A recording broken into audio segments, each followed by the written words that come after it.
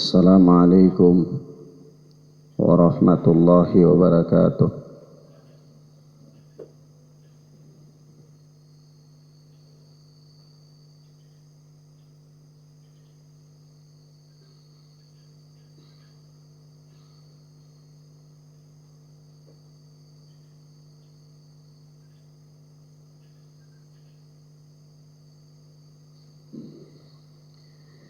Walhamdulillahi hamdan katsiran thayyiban mubarakan fih kama yuhibbu rabbuna wa yarda.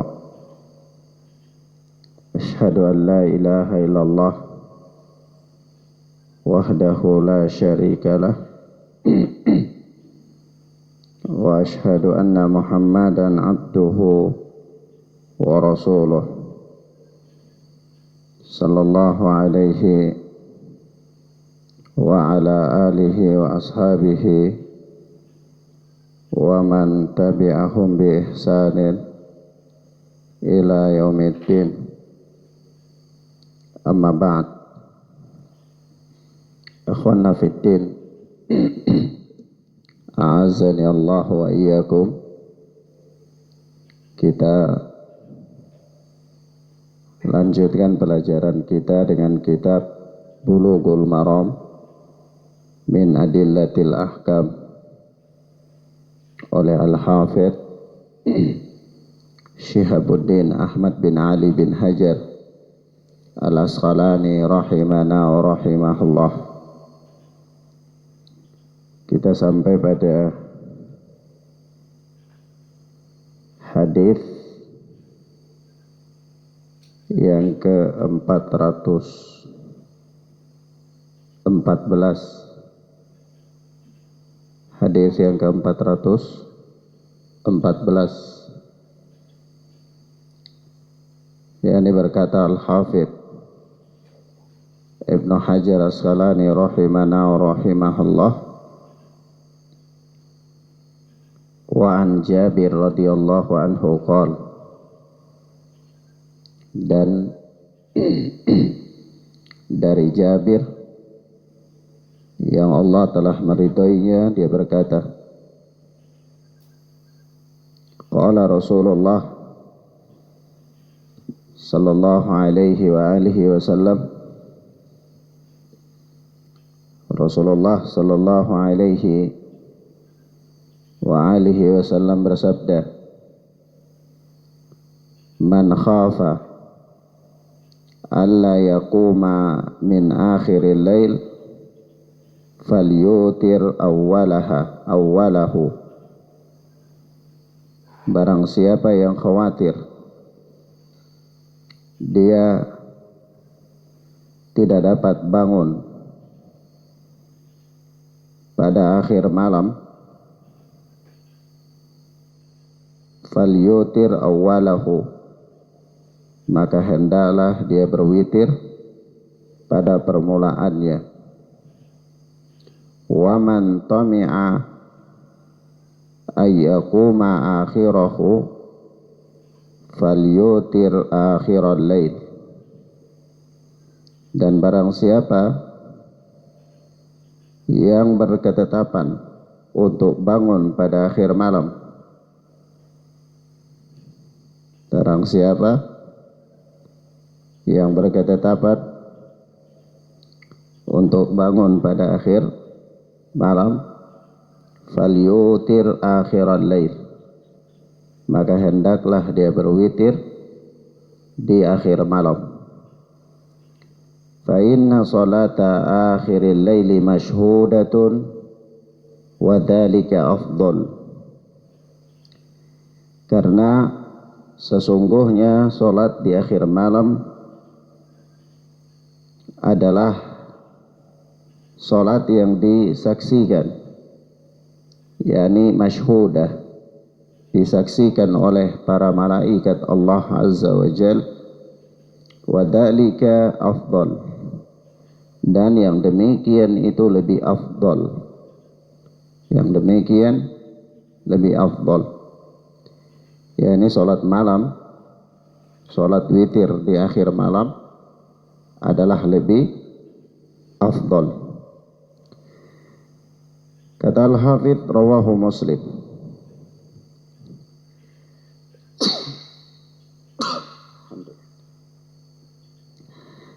Hadis ini dikeluarkan oleh Al-Imam Muslim rahimana wa rahimahullah di dalam sahihnya. Maka ikhwan fiddin, a'azzani Allah wa iyyakum, gambaran umum dari hadis yang mulia ini bahwa Rasulullah sallallahu alaihi wa alihi wasallam itu menuntun, mengajarkan, membimbing umatnya bahwa barang siapa di antara mereka yang sanggup untuk bangun sholat witir di akhir malam, maka inilah yang afdal. Maka hendaklah dia melakukan witir itu di akhir malam. Karena alasannya sholat witir di akhir malam adalah afdal, dan sholat witir di akhir malam adalah sholat yang disaksikan oleh para malaikat Allah Azza wa Jalla. Yani para malaikat hadir dan menyaksikan orang yang sedang melakukan sholat witir pada akhir malam tersebut. Namun sekiranya jika dia tidak sanggup bangun di akhir malam, apakah karena kecapean atau karena hal-hal lain yang menyebabkan dia merasa berat bangun di akhir malam, maka boleh baginya untuk sholat witir di awal waktu. Boleh baginya untuk melakukan sholat witir di awal waktu. Naam. Maka di sini, ikhwana fiddin azzani Allah wa iyyakum, di dalam hadis yang mulia ini ada beberapa pelajaran penting. Yang pertama, bahwa hadis ini menunjukkan bahwa sholat witir itu boleh dilakukan di awal waktu, atau di tengah waktu, atau di akhir waktu. Dengan pengertian di awal malam, atau di pertengahan malam, atau di akhir malam. Ketiga-tiganya boleh selama masih waktu witir.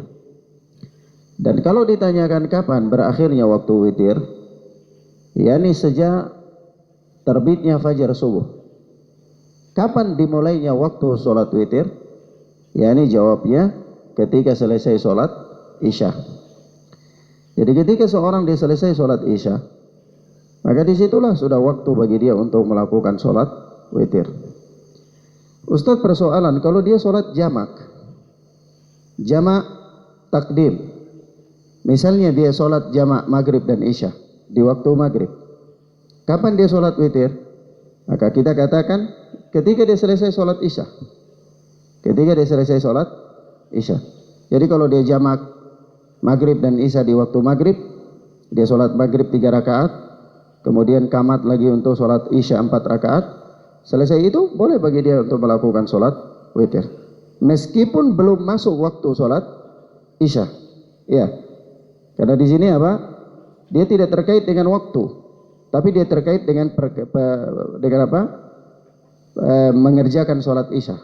Ya, nah, maka sekali lagi kita katakan bahwa sholat witir itu boleh dilakukan di awal waktu, atau di tengah waktu, atau di akhir waktu. Kalau ditanyakan mana yang afdal, tentu zahir hadis dalam menunjukkan kepada kita bahwa yang afdal adalah di akhir waktu. Bukan berarti tidak boleh melakukannya di awal waktu, bukan. Karena ini perkara afdal dan tidak afdal, ya.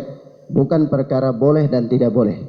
Nah, kemudian faedah yang berikut dari hadis yang mulia ini, bahwa hadis ini menunjukkan kepada kita tentang pentingnya sholat malam. Terkhususnya di sini adalah sholat witir. Maka dari itu para ulama mengatakan kepada kita ya, bahwasanya qiyamul laili sunnatun mustahabbatun wa huwa min ahammi khasa'isil muttaqin. Salat malam itu adalah salat sunnah yang mustahabbah, yang disukai, yang sangat dianjurkan. Wa huwa min ahammi khasa'isil muttaqin, dan dia merupakan kekhususan orang-orang yang bertakwa, merupakan amalan khususnya orang-orang yang bertakwa. Orang-orang yang bertakwa senantiasa mereka memperhatikan salat malam.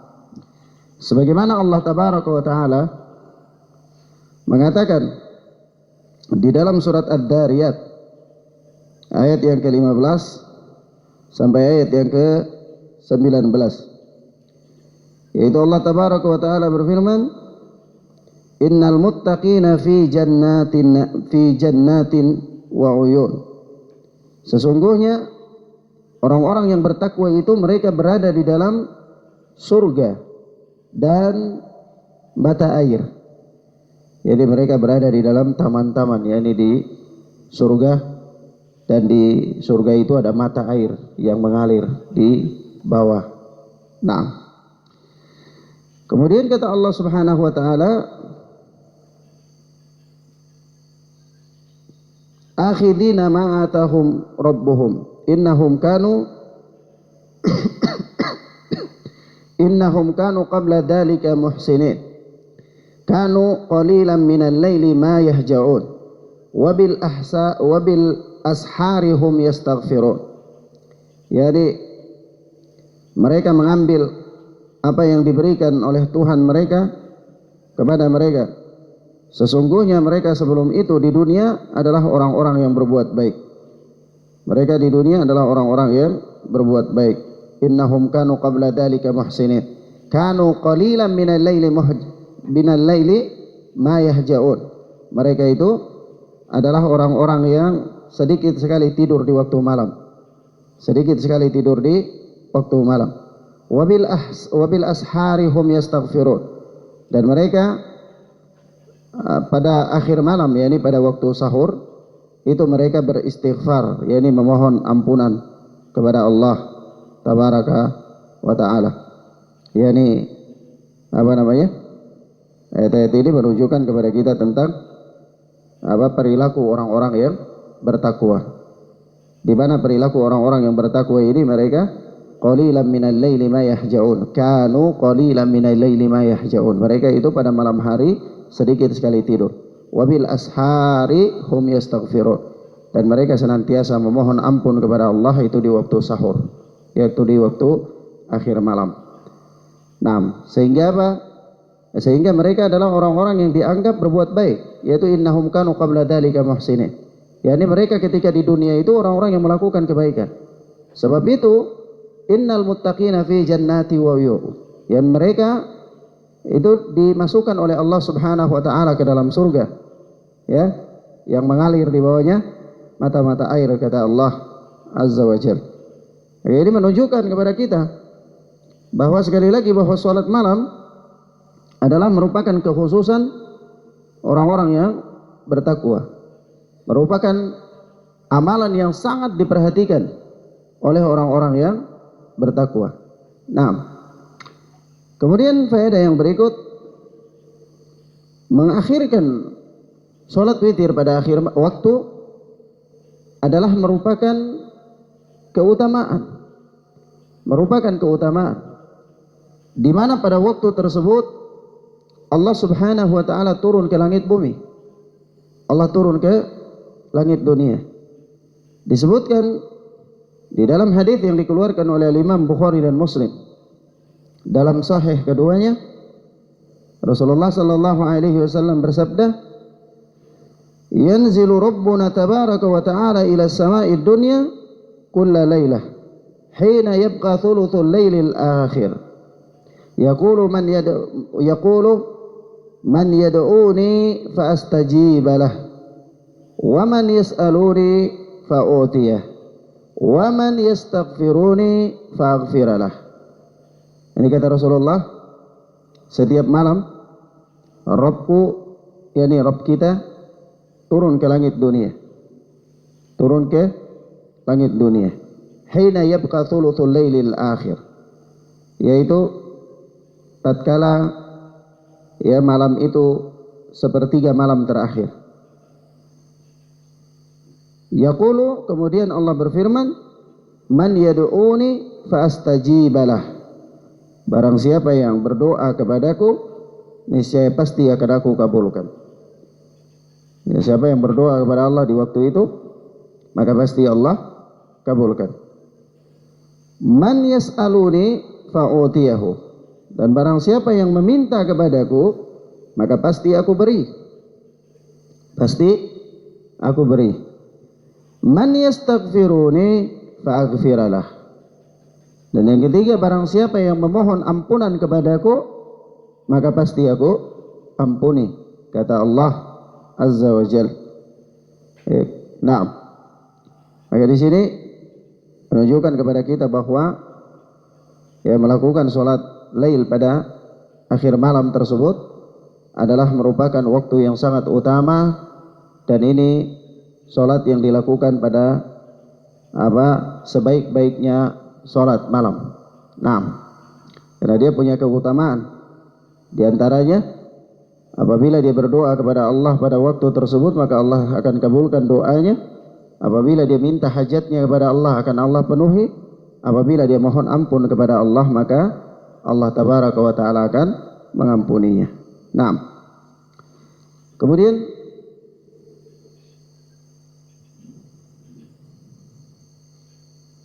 di sini ada, karena saking pentingnya sholat malam ini, sampai ada suatu pembahasan ya, suatu catatan. Dalam bab ini kita berikan satu catatan, yaitu bagaimana kalau sekiranya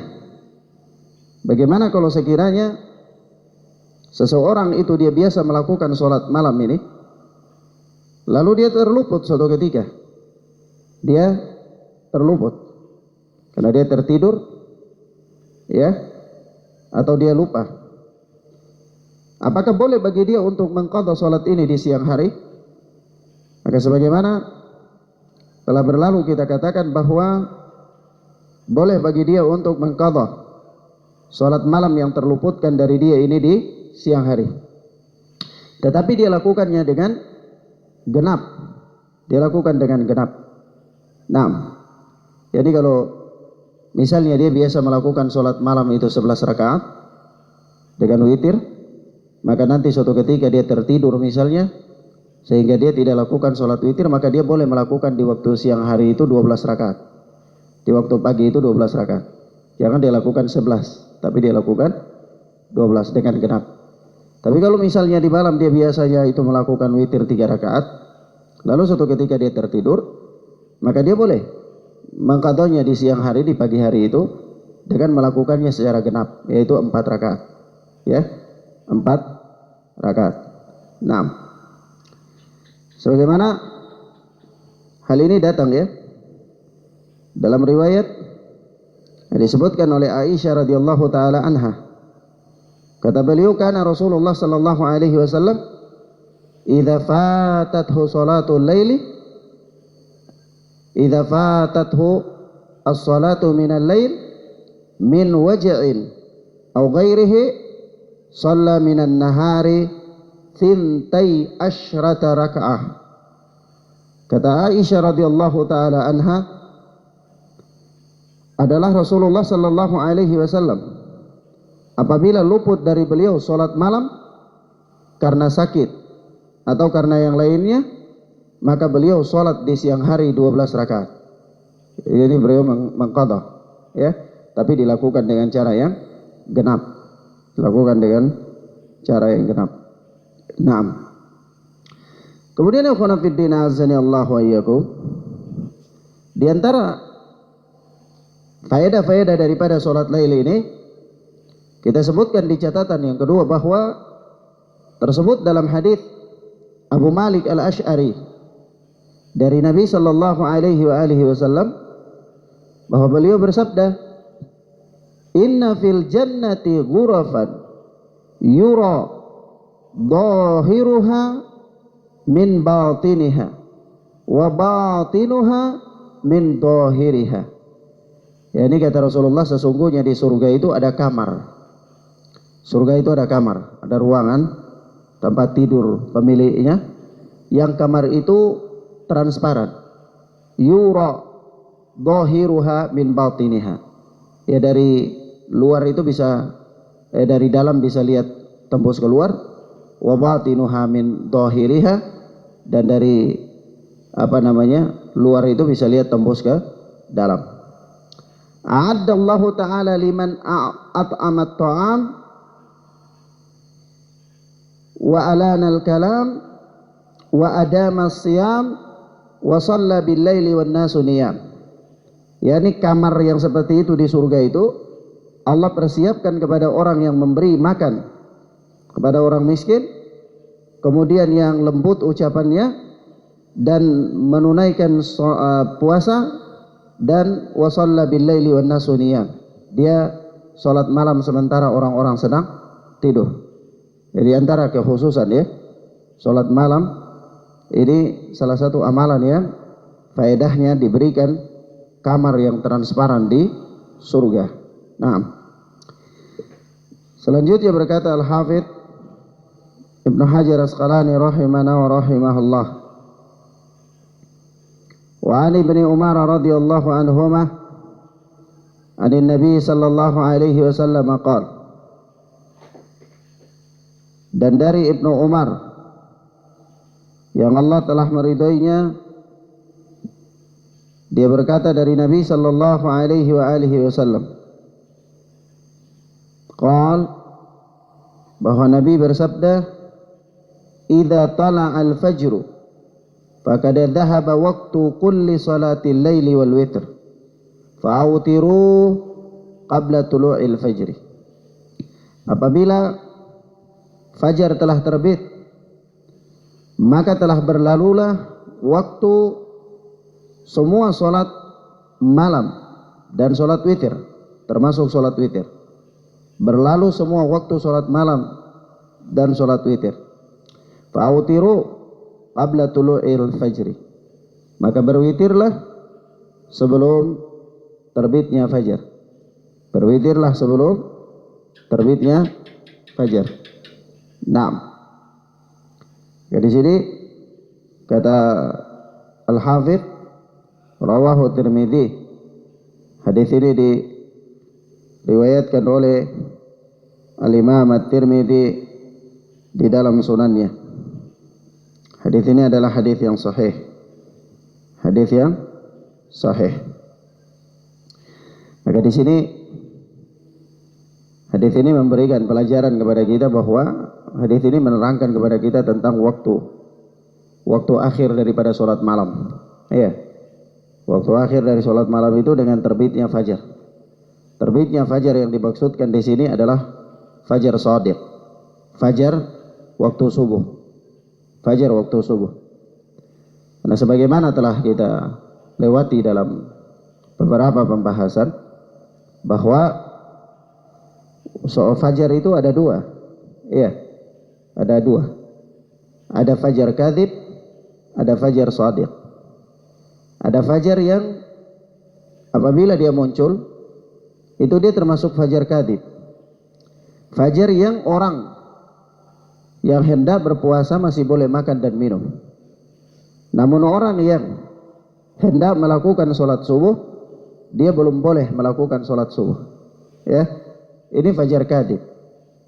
Adapun fajar shadiq adalah fajar yang kedua. Fajar yang kedua, yaitu apabila fajar ini muncul, maka orang yang hendak berpuasa tidak boleh lagi makan dan minum. Dan orang yang mau melakukan sholat subuh, maka sudah boleh bagi dia untuk melakukan sholat subuh. Maka fajar yang dimaksudkan dalam hadis ini adalah fajar subuh, fajar yang kedua. Fajar yang kedua. Nah,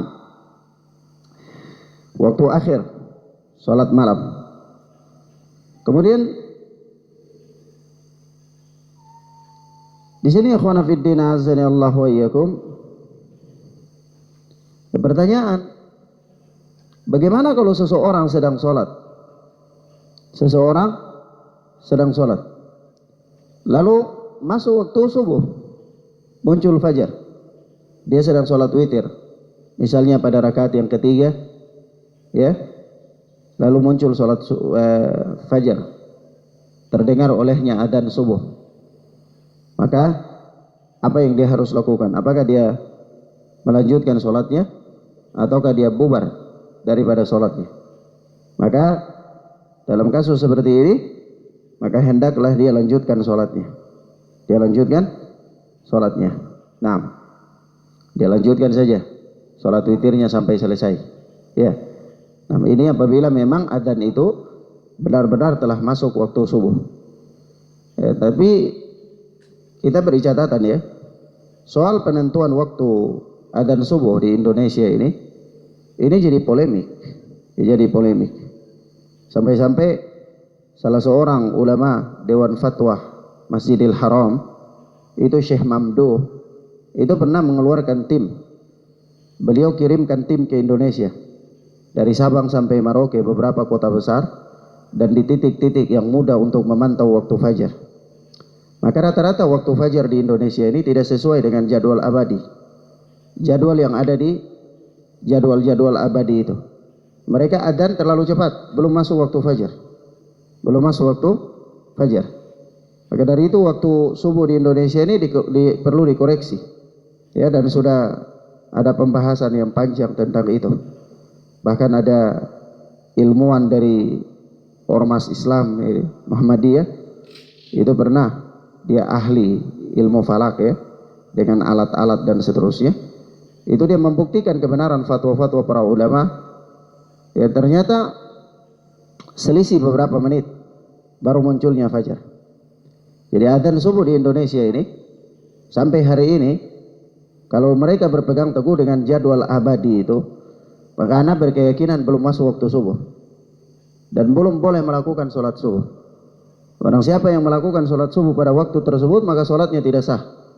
Sholatnya tidak sah. Sebagaimana Al-Allamah Ibnu Utsaimin rahimahullah, beliau menerangkan bahwa barang siapa yang dia mengangkat takbiratul ihram di luar waktu sholat, lalu begitu dia baca doa istiftah, itu sudah masuk waktu sholat, maka sholatnya tidak sah. Sholatnya tidak sah. Kenapa? Karena dia memulai sholat itu belum pada waktunya. Belum pada waktunya. Sementara syarat sahnya sholat, salah satunya adalah hinal waqt, masuknya waktu. Masuknya waktu. Maka di waktu subuh, itu ada waktu galas, dan ada waktu isfar.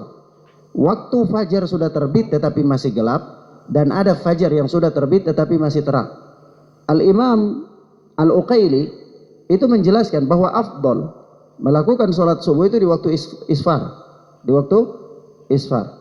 Ala kulli hal, dari perselisihan pendapat di antara para ulama tentang mana yang afdal dan mana yang tidak, tetapi tidak ada seorang ulama pun yang mengatakan sholat itu sah di luar dari waktu. Tidak ada.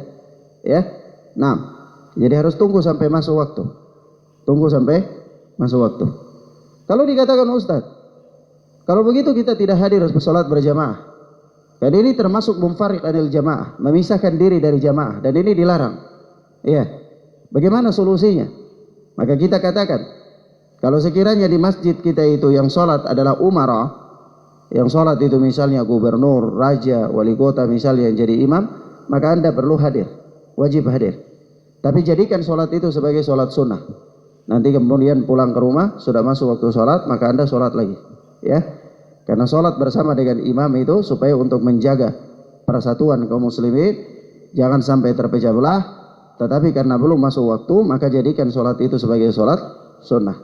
Nanti sholat lagi, yaitu di rumah ketika masuk waktu sholat. Tetapi ya, masjid-masjid kita ini yang jadi imam itu bukan umarah. Ya, bukan umarah. Maka Anda diberikan pilihan.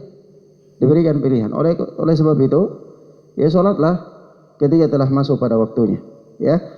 Nah, sholat ketika telah masuk pada waktunya. Dan ada waktu yang kedua yang menjadi polemik di Republik ini terkait dengan waktu sholat, yaitu pada waktu zuhur. Pada waktu apa? Zuhur. keumuman jadwal-jadwal abadi itu, mereka menetapkan ya, waktu sholat duhur itu belum masuk waktu sholat, belum zawal, matahari belum tergelincir, bahkan matahari masih berada di tengah-tengah di atas kepala. Ini waktu yang haram, waktu yang dilarang untuk melakukan apa? Sholat. Waktu yang dilarang untuk melakukan sholat. Maka ini dua waktu yang harus diperhatikan. Ya, jangan semata-mata kalau Anda misalnya di dalam penjara ya apa boleh buat, tidak bisa lihat apa fenomena alam. Kemudian kalau Anda mungkin di dalam gua atau di suatu tempat yang tidak bisa ya itu perkara lain. Tapi selama Anda masih mampu untuk melihat, ya maka lihat gejala alam, lihat apa fenomena alam, lihat matahari, lihat bayangan, apakah dia sudah zawal atau belum, fajar itu apakah sudah terbit atau belum, dan seterusnya. Karena ini berkaitan dengan ibadah, berkaitan dengan ibadah. Nah, kemudian bahkan apa ya, Syekh Mamdu itu sendiri pernah menyurat ke Kementerian Agama terkait dengan waktu subuh, penetapan waktu subuh. Tapi memang di Indonesia ini kalau sudah terjadi sesuatu itu berlaku secara umum itu paling susah untuk dirubah, ya. Nah, maka mereka juga ngotot, tidak mau merubah jadwalnya, ya. Padahal beliau sudah kirim surat, sudah berikan foto-foto fajar itu di beberapa tempat di wilayah Indonesia ini, ya. Tapi tetap saja mereka bersikukuh dengan jadwal abadi itu. Nah, wallahu ta'ala a'lam bis-shawab. Kemudian selanjutnya berkata Al-Hafidz Ibnu Hajar Asqalani rahimana wa rahimahullah, wa an Aisyah radhiyallahu anha qalat, dan dari Aisyah yang Allah telah meridhoinya, dia berkata, kana Rasulullah sallallahu alaihi wasallam yusalli duha arba'an wa yazidu ma syaa Allah. Kata Aisyah radhiyallahu taala anha, adalah Rasulullah sallallahu alaihi wasallam biasa melakukan salat duha 4 rakaat, dan beliau yazidu ma syaa Allah, beliau menambah sebanyak yang dikehendaki oleh Allah. Beliau menambah sebanyak yang dikehendaki oleh Allah subhanahu wa ta'ala. Nah, walahu anha, kata Al-Hafidz, rawahu Muslim. Hadis ini diriwayatkan oleh Al-Imam Muslim rahimana wa rahimahullah di dalam sahihnya. Walahu anha, dan bagi Imam Muslim juga dari Aisyah radhiyallahu taala anha, annaha su'ilat hal kana Rasulullah sallallahu alaihi wasallam yusalli duha, qalat la illa ayyaji'a min maghibihi. Ya, bahwa sesungguhnya Aisyah itu pernah ditanya, Aisyah radhiyallahu taala anha pernah ditanya, apakah Rasulullah sallallahu alaihi wasallam melakukan salat duha? Qalat la, beliau katakan tidak, illa ayyaji'a min maghibihi, kecuali apabila beliau datang dari bepergian. Coba bayang di sini apa? Di hadis yang pertama itu Aisyah menetapkan bahwa Rasulullah itu sering melakukan salat duha itu 4 rakaat.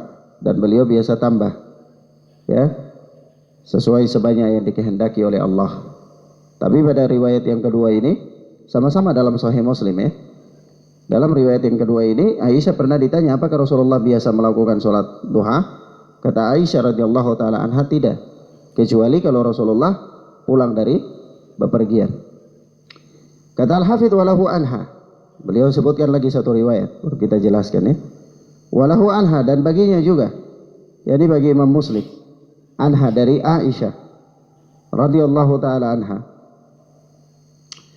katanya, ma ra'aitu Rasulullah sallallahu alaihi wasallam yusalli qattu subhatad duha wa inni la usabbihuha. Naam, Aisyah radhiyallahu taala anha berkata, aku sama sekali tidak pernah melihat Rasulullah sallallahu alaihi wasallam melakukan salat duha. Dan sesungguhnya aku melakukannya. Wa inni la usabbihuha, dan sesungguhnya aku melakukannya. Ini Aisyah radhiyallahu taala anha sendiri, kata beliau, dia tidak pernah melihat Rasulullah sallallahu alaihi wasallam melakukan salat duha, tapi Aisyah sendiri melakukan salat duha. Ya, melakukan salat duha. Jadi kalau kita lihat dohir ya, konteks dari hadis-hadis ini, teksnya hadis-hadis ini itu seolah-olah ada bertentangan. Ya, padahal semuanya dari Aisyah dan semuanya diriwayatkan oleh Imam Muslim. Tiga-tiga riwayat ini ada dalam Sahih Muslim. Tiga-tiganya diriwayatkan oleh Imam Muslim rahimana wa rahimahullah. Maka bagaimana caranya mengkompromikan hadis-hadis ini? Di sini maka para ulama mempunyai pembahasan yang panjang.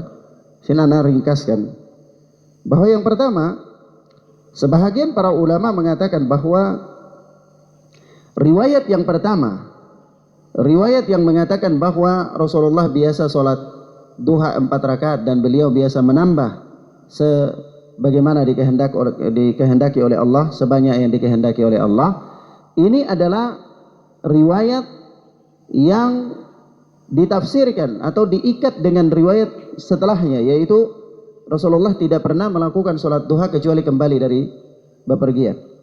Jadi maksudnya Rasulullah kalau tidak berpergian itu tidak melakukan sholat duha. Tapi kalau beliau kembali dari bepergian, biasanya beliau sholat duha itu 4 rakaat atau biasa lebih dari itu. Begitu maksudnya. Ya. Nah.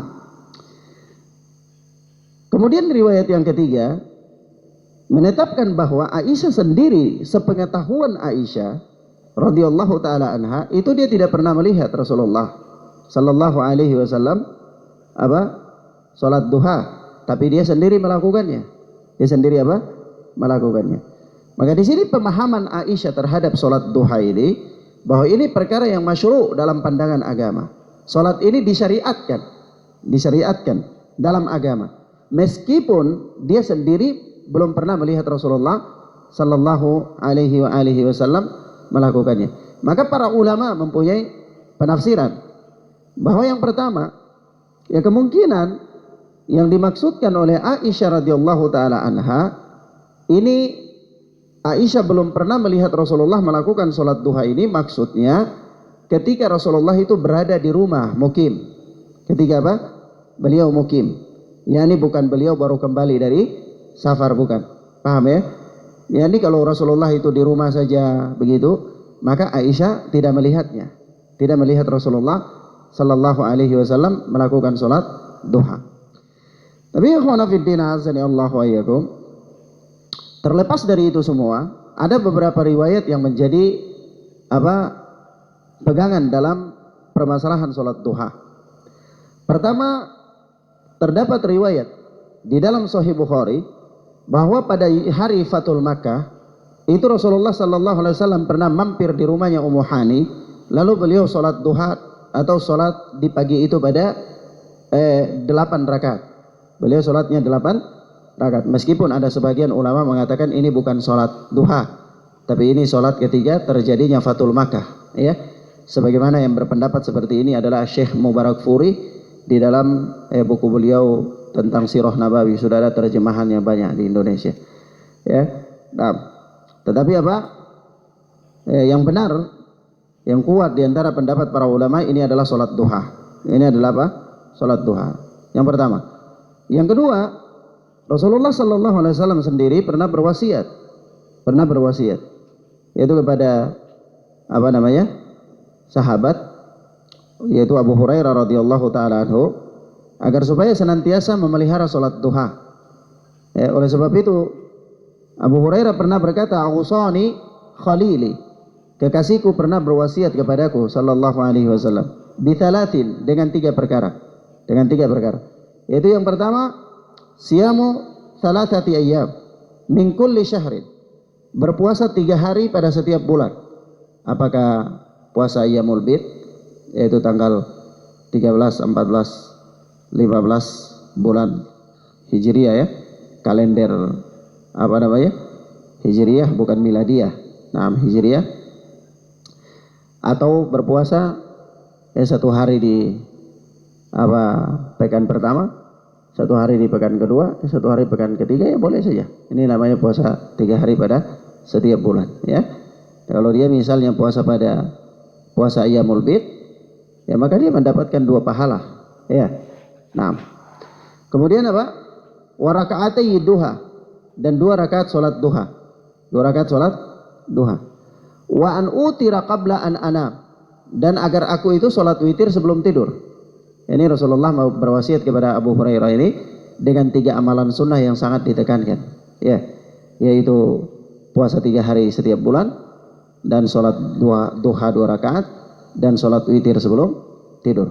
Hadis ini sahih, diriwayatkan oleh Imam Muslim dalam sahihnya. Begitu juga sahabat yang lain pernah dapat wasiat, yaitu Abu Darda. Begitu juga Abu Dzar, ya, pernah mendapatkan wasiat tentang jangan meninggalkan sholat duha baik dalam keadaan mukim maupun keadaan safar. Maka dari sini nas-nas ini tidak menafikan pengetahuan Aisyah, ya. Misalnya Aisyah menetapkan bahwa Rasulullah itu tidak sholat duha kecuali kembali dari safar. Kemudian Rasulullah Sallallahu Alaihi Wasallam, Aisyah sendiri tidak pernah melihat Rasulullah itu sholat duha, ya, dan seterusnya. Maka ini tidak menafikan bahwa Rasulullah Sallallahu Alaihi Wasallam mewasiatkan kepada para sahabat yang lain untuk melakukan sholat duha. Ya, begitu pula di mana Aisyah sendiri melakukan sholat duha tersebut. Maka batallah pendapat yang mengatakan sholat duha terus menerus itu adalah bid'ah. Dan ini pendapatnya Syekhul Islam Ibnu Taimiyah. Dengan hadis-hadis Aisyah ini beliau berpendapat bahwa sholat duha terus menerus itu adalah bid'ah. Nah, ini pendapat yang lemah. Pendapat yang apa? Yang lemah, berdasarkan ada riwayat-riwayat yang menunjukkan akan hal tersebut. Wallahu ta'ala a'lam bis-shawab. Kemudian permasalahan yang kedua, kalau ditanyakan Ustadz berapa rakaat jumlah terbanyak daripada sholat duha itu, ya, berapa rakaat? Maka di sini para ulama berselisih pendapat. Al-Imam Asy-Syaukani di dalam kitab Nailul Autar, beliau menyebutkan jumlah terbanyak sholat duha itu 12 rakaat. Dan lalu beliau membawa riwayat tentang hal tersebut. Tapi riwayatnya dhaif. Riwayatnya apa? Dhaif. Nah, karena riwayatnya dhaif, maka jumlah terbanyak sholat duha 12 rakaat itu tidak dapat dijadikan hujah. Lalu berapa rakaat yang dapat dijadikan hujah? 8 rakaat. 8 rakaat yang dapat dijadikan hujah. Dalil yang paling kuat adalah dalam Sahih Bukhari, Rasulullah pada hari Fathul Makkah itu lakukan sholat di rumah Ummu Hani 8 rakaat di waktu duha, ya. Dan para ulama menafsirkan sholat ini adalah sholat duha. Sholat ini adalah apa? Sholat duha. Berapa rakaat jumlah tersedikit daripada sholat duha? 2 rakaat. 2 rakaat. Naam. Wallahu ta'ala a'lam bis-shawab. Jadi ini riwayat yang menunjukkan bahwa perbuatan Rasulullah ini mengikat riwayat Aisyah radhiyallahu taala anha, yaitu Aisyah mengatakan wa yazidu masyaallah, dan beliau menambah sholat duha itu sebanyak yang dikehendaki oleh Allah. Ini kan pemahamannya ini luas, ya. Jadi kalau beliau menambah sebanyak yang dikehendaki oleh Allah, ya bisa jadi mungkin 20 rakaat suatu ketika, atau suatu ketika mungkin 18 rakaat, suatu ketika juga bisa jadi 14, atau mungkin suatu ketika bisa 40, kan bisa saja, ya. Jadi ini penafsirannya masih ihtimalat, masih banyak kemungkinan sekali yang menyebabkan para ulama terbuka ruang diskusi dengan kalimat ini. Tapi apa? Kalimat ini dibatasi dengan perbuatan yang datang dari Rasulullah Sallallahu Alaihi Wasallam sendiri, bahwa tidak pernah adanya beliau melakukan sholat duha itu lebih dari 12 rakaat. Ya, naam. Wallahu ta'ala a'lam bis-shawab. Kemudian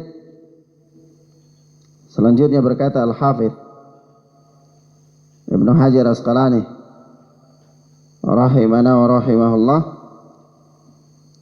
wa an Zaid bin Arqam radhiyallahu anhu anna Rasulullah sallallahu alaihi wasallam qala, dan dari Zaid bin Arqam yang Allah telah meridhoinya,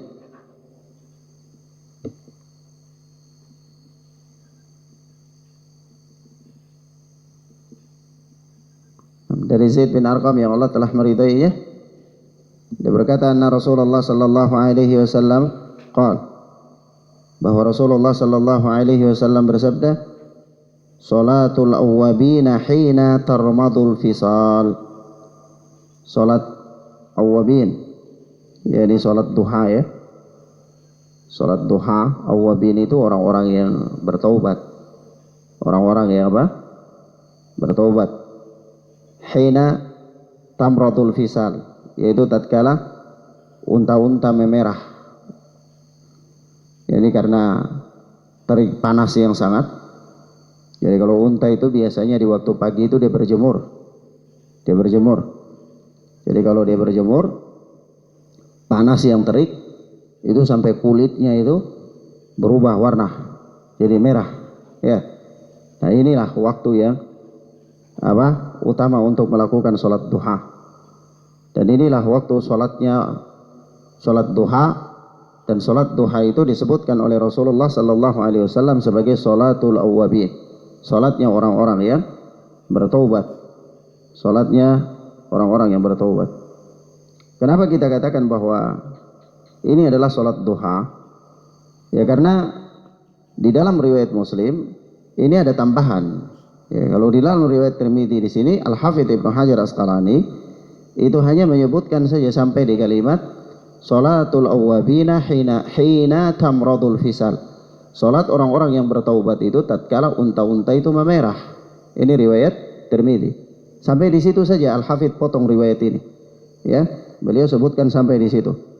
Nah, dan apa ikhwana fiddin azani Allah wa iyyakum,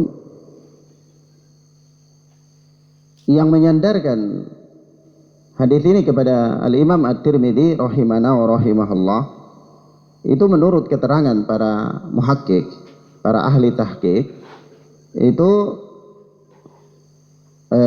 Al-Hafidz Ibnu Hajar Asqalani, Al-Hafidz Ibnu Hajar Asqalani.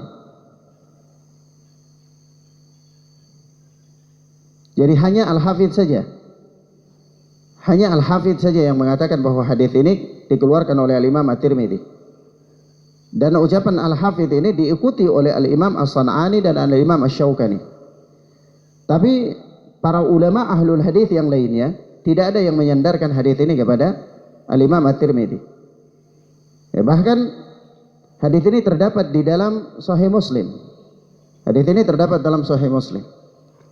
Ya, dengan lafaz yang lebih lengkap, yaitu bahwa Rasulullah sallallahu alaihi wasallam bersabda, "Shalatul awwabina hina tamradul fisal minad duha." Ya. Yaitu apa? Salat orang-orang yang bertaubat itu adalah ketika anak-anak unta itu mulai memerah, ini merasa kepanasan sampai waktunya, sampai kulitnya merah, minad duha, yaitu di waktu duha, pada waktu duha. Nah, dan ikhwan azani Allah wa iyyakum, nah, di sini hadis ini menetapkan kepada kita bahwa disyariatkan ya salat duha. Jadi salat duha itu disyariatkan, bukanlah perkara yang terlarang, atau bukan perkara yang kalau dilakukan terus menerus maka dia bid'ah, bukan. Bahkan dia merupakan ciri khas orang-orang yang bertaubat kepada Allah. Ya, orang-orang yang bertaubat kepada Allah, mereka punya satu ciri khas, yaitu sering menjaga salat duha. Mereka menjaga salat duha. Walaupun memang banyak juga di antara orang yang menjaga salat duha ini motivasinya juga dunia. Ya. Ada orang yang jaga salat duha, pokoknya rajin jaga salat duha, tapi salat wajib tidak. Ya. Kenapa? Karena memang ada hadis yang mengatakan barang siapa yang melakukan 2 rakaat salat duha di waktu pagi, memulai pekerjaannya, maka dia akan dicukupkan sampai pada malam hari ya rizkinya. Jadi ini yang dikejar itu yang dicukupkan oleh Allah. Sampai dia kejar salat duhanya, tapi salat wajibnya tidak. Ya, kita lihat itu orang, dia rajin sekali salat duha, tapi salat wajibnya kadang-kadang dia malas ya, dan seterusnya. Tapi kita katakan bahwa merupakan kebiasaan orang-orang yang bertaubat kepada Allah, itu mereka mempunyai ciri khas, yakni sering memperhatikan salat duha. Mereka sangat memperhatikan salat duha. Sama dengan orang-orang yang bertakwa, mereka mempunyai ciri khas, yaitu memperhatikan salat lail, salat witir. Iya. Nah, Kemudian ikhwan, kita katakan sekali lagi bahwa hadis ini menetapkan kepada kita bahwa disyariatkannya sholat duha. Dilakukan terus menerus bukan bid'ah, bukan bid'ah. Karena ada penetapannya, ada penetapannya. Bahkan ini merupakan ciri khasnya orang-orang yang bertaubat. Yang kedua, hadis ini menetapkan kepada kita tentang waktu yang utama untuk melakukan sholat duha. Waktu yang utama untuk melakukan sholat duha. Sholat duha itu waktunya kapan? Sholat duha itu waktunya ketika matahari terbit meninggi. Ya, pas matahari sudah terbit, sudah agak meninggi, disitulah mulai waktu duha sampai sebelum waktu masuk waktu duhur. Sebelum apa? Sebelum matahari itu tegak. Sebelum masuk matahari itu tegak di atas kepala. Itu masih boleh melakukan sholat duha. Ya. Nah, oleh sebab itu ada sebahagian orang ya, para peneliti itu terkecoh dengan antara waktu duha, antara sholat duha dan sholat syuruk, sehingga sebagian mereka mengatakan sholat syuruk itu adalah sholat duha, sholat isyraq adalah sholat duha. Tetapi sesungguhnya yang kita yakini bukan. Sholat duha itu sendiri lagi, sholat syuruk itu sendiri lagi. Ya, dua sholat yang berbeda dengan fadilah yang berbeda. Ya, kalau sholat syuruk itu cuma 2 rakaat saja. Tapi kalau sholat duha ya bisa 4, bisa 8. Ya. Nah, tapi sholat syuruk tidak bisa 4, 2 saja. Ini sudah jadi perbedaan. Ya. Nah, kemudian fadilahnya juga beda. Tapi ala kulli hal di sini yang menjadi pembahasan kita adalah sholat duha. Maka sholat duha itu ketika matahari sudah mulai naik meninggi sampai waktu akhirnya sebelum matahari itu berada di atas kepala. Waktu yang utama adalah waktu ketika unta itu memerah. Kalau ditanyakan Ustaz, kira-kira waktu yang unta itu kepanasan ya, karena panasnya itu sampai kulitnya berubah merah, unta-unta yang masih muda itu ya, masih beranjak mau dewasa, itu Ana sendiri pernah memperkirakan ini. Ana pernah waktu berada di Ma'rib di padang pasir ya, Ana pernah mengamati posisi unta itu di waktu panas. Maka Ana ketika itu melihat, Ana perkirakan sekitar jam 10-an. Sekitar jam 10-an. Jam 9 sampai jam 10 itu terik panas yang sangat luar biasa. Yang unta mulai merasa kepanasan di situ, ya. Nah, ala kulli hal ya kisarannya begitu. Ya, kita hanya bisa untuk memperkirakan. Wallahu taala a'lam bis-shawab. Kemudian akhwana fid din azza Allah wa iyyakum, kita berikan catatan di sini bahwa salat-salat yang disebutkan ini, salat witir ataupun salat duha ya, adalah merupakan salat-salat sunnah yang sangat diperhatikan. Salat-salat sunnah yang sangat diperhatikan. Sampai Rasulullah sallallahu alaihi wasallam berwasiat kepada para sahabat untuk memperhatikannya, baik dalam keadaan safar ataupun dalam keadaan mukim. Maka dari itu sudah selayaknya bagi kita untuk senantiasa memperhatikan salat-salat tersebut. Naam.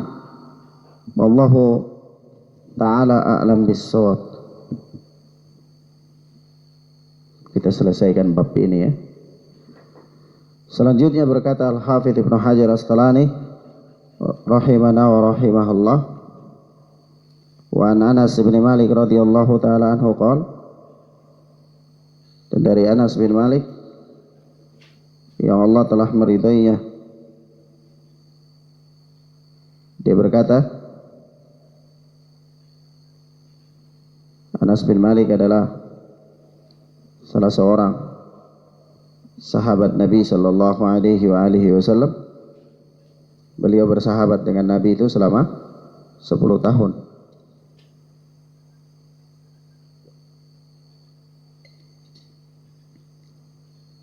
Beliau bersahabat dengan Nabi sallallahu alaihi wasallam selama 10 tahun. Beliau berkata, qala Rasulullah sallallahu alaihi wasallam, Rasulullah sallallahu alaihi wasallam bersabda, "Man shallat duha thintai asyrata raka'ah banallahu lahu qasran fil jannah."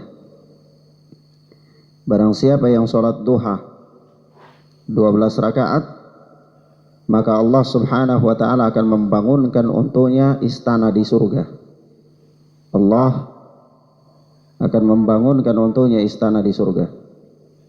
Kata Al-Hafidz, rawahu At-Tirmidzi wastaghrabahu. Hadis ini diriwayatkan oleh Al-Imam At-Tirmidzi, dan Al-Imam At-Tirmidzi menganggap hadis ini adalah hadis yang gharib. Hadis yang gharib. Istilah hadis gharib menurut ulama ahli hadis itu adalah hadis yang hanya diriwayatkan dengan satu sanad saja. Hadis yang hanya diriwayatkan dengan satu sanad saja. yakni dari satu orang perawi, hanya mengambil satu orang perawi saja. Kemudian dari dia juga hanya satu orang saja. Begitu terus. Paham ya? Itu namanya hadis gharib menurut ulama ahlul hadis. Dan umumnya kalau disebutkan hadis itu gharib, itu isyarat bahwa hadis itu dhaif. Hadis itu apa? Dhaif. Wallahu taala a'lam bis-shawab. Dan memang ikhwan, azani Allah wa iyyakum, hadis ini adalah hadis yang dhaif.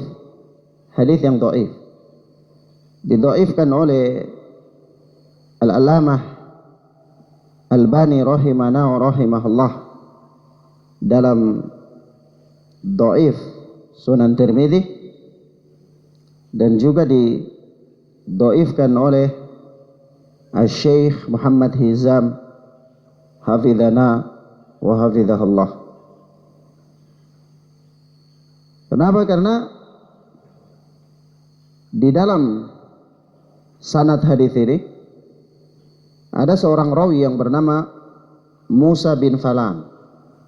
Musa bin Falan, atau dikenal dengan nama Ibnu Hamzah. Dikenal dengan nama Ibnu Hamzah.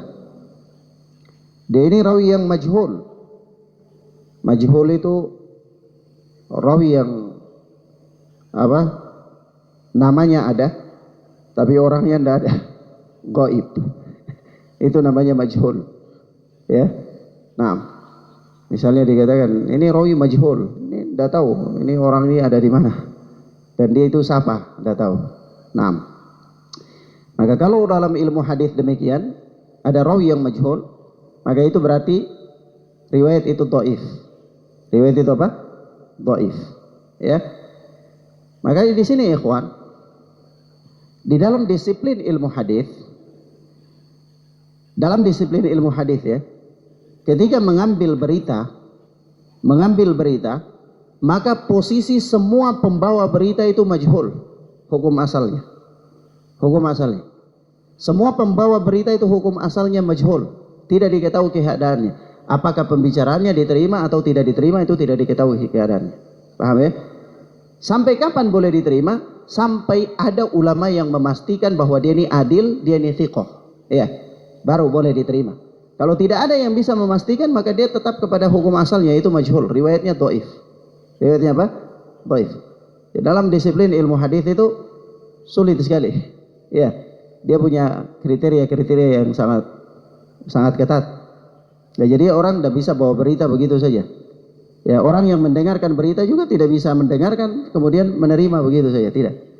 Karena hukum asalnya orang yang membawa berita ini majhul, tidak ditahu. Ini pembicaraannya dianggap saja angin lalu, dianggap apa, kila wakala, dianggap katanya dan katanya. Kapan dia boleh diambil? Ya, dia boleh diambil kalau seandainya ada ulama yang punya kredibilitas, ya, di bidang ilmu tersebut. Dia katakan ini rawi adil, ini rawi jujur, ini rawi kuat hafalannya, ya, baru boleh. Oh ya, baru ya, tadi yang dibicarakan itu boleh diambil. Ya, nah. Maka ikhwana fiddin azani Allah wa iyyakum, Maka hadis yang mengatakan bahwasanya barang siapa yang melakukan sholat duha 12 rakaat, maka Allah akan membangunkan baginya istana di surga, adalah hadis yang dhaif. Hadis yang dhaif. Nah,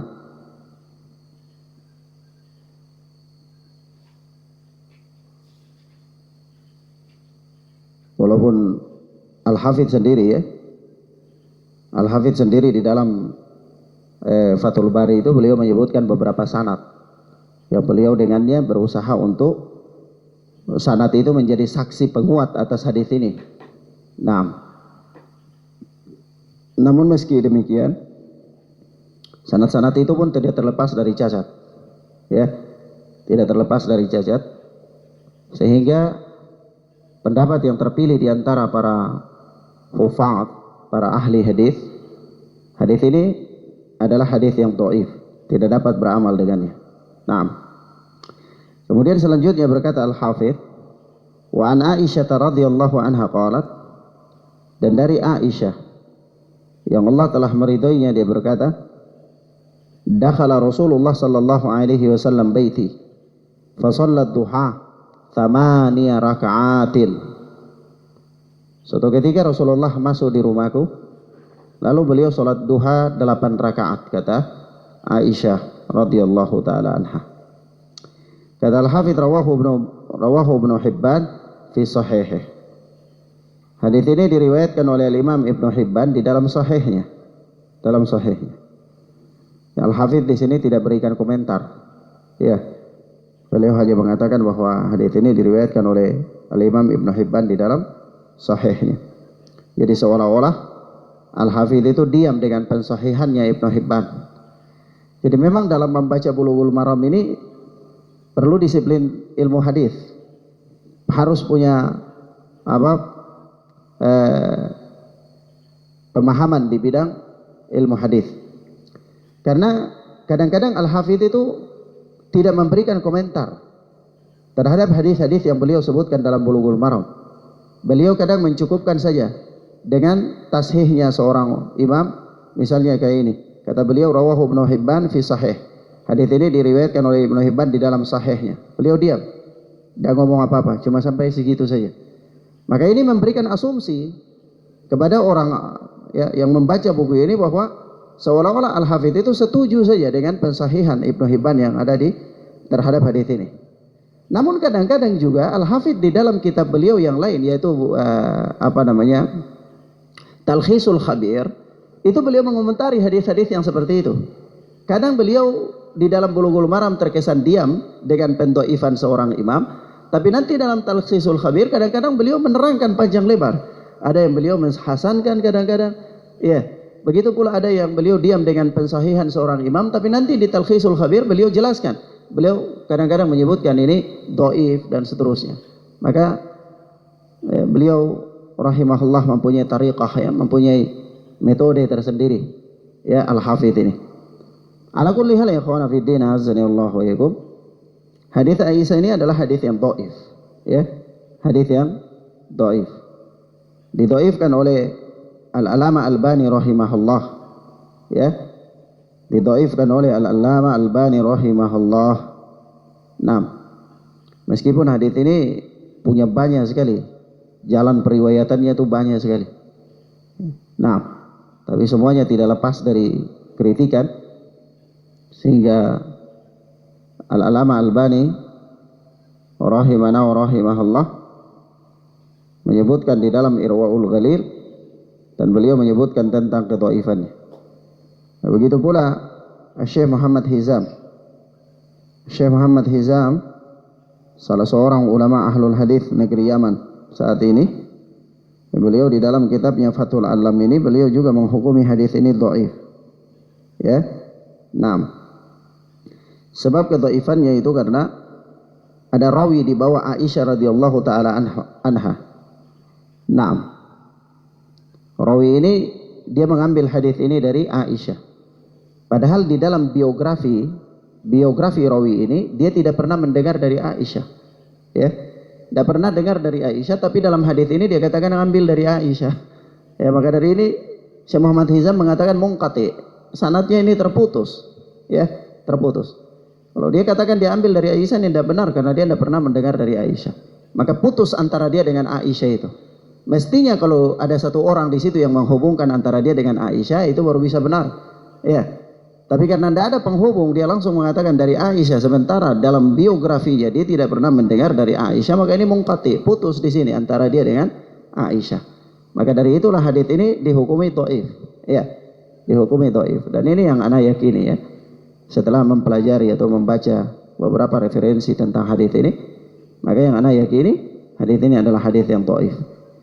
Hadits yang dhaif. Wallahu taala a'lam bis-shawab. Lalu kita katakan tadi Ustaz pernah menyinggung bahwa sholat duha itu jumlah rakaat yang paling terbanyak kan 8 rakaat. Kan ini matan hadis ini, konteks hadis ini kan sesuai dengan apa yang Ustaz katakan. Ya. Kita katakan ya, secara konteks ya 8 rakaat. Tetapi kita katakan bahwa Rasulullah tidak pernah melakukan itu di rumah Aisyah, ya. Tidak pernah melakukan sholat tersebut di rumah Aisyah. Hari ini bertentangan dengan riwayat Muslim tadi yang Aisyah sendiri mengklaim bahwa dia tidak pernah melihat Rasulullah sallallahu alaihi wasallam melakukan sholat duha. Ya. Nah, hanya saja penetapan sholat duha 8 rakaat jumlah terbanyak itu datang dari perbuatan Rasulullah di tempat lain. Di tempat lain. Ya. Yaitu di rumah Ummu Hani di Makkah Al-Mukarramah pada tahun Fathul Makkah. Ya.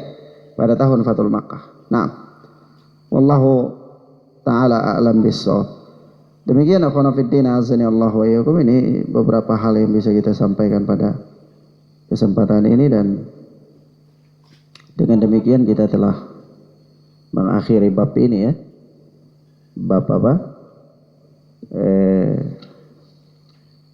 Salat sunnah, bab salat sunnah. Insyaallah taala kita masuk pada bab yang berikut, yaitu salatul jamaah wal imamah. Salat berjamaah dan salat imamah. Wallahu taala a'lam bis-shawab. Hadanallahu wa iyyakum wa barakallahu fikum. Wa sallallahu ala nabiyyina Muhammad wa ala alihi wa sahbihi wa sallam. Subhanakallahumma bihamdika asyhadu an la ilaha illa anta astaghfiruka wa atubu ilaik.